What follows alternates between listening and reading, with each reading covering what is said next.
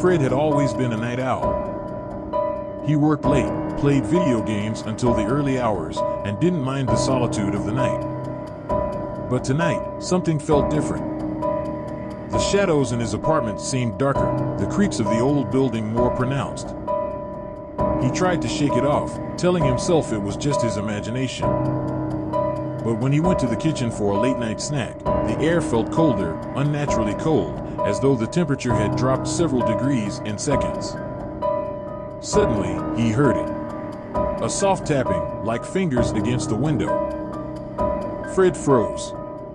The sound was coming from the window of his living room, but when he glanced over, there was nothing there, only darkness.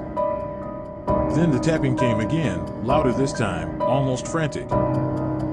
Fred's heart began to race. He slowly approached the window and pulled back the curtain. Nothing. But then he saw it, a figure standing in the street below. The street light flickered, casting a sickly glow on the figure's body. Tall, hunched, its shape seemed almost human, yet wrong. Fred's stomach twisted. The thing had no face. Panic gripped him.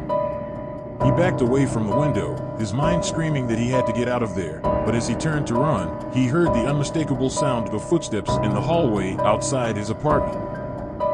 Slow, deliberate, like someone, or something, was stalking him. Fred grabbed his phone, ready to call for help, but the screen was black. He tried again and again, but the phone refused to turn on. The footsteps were getting closer. Then, through the crack in his door, he saw it, no, felt it, something moving in the hallway. Something without a face. The air grew colder, his breath visible in the dim light. Fred's pulse pounded in his ears.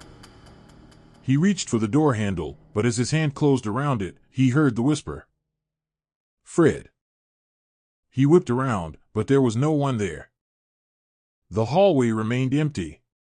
The thing, the faceless man, had never been real, not in any sense Fred understood. But Fred wasn't alone anymore.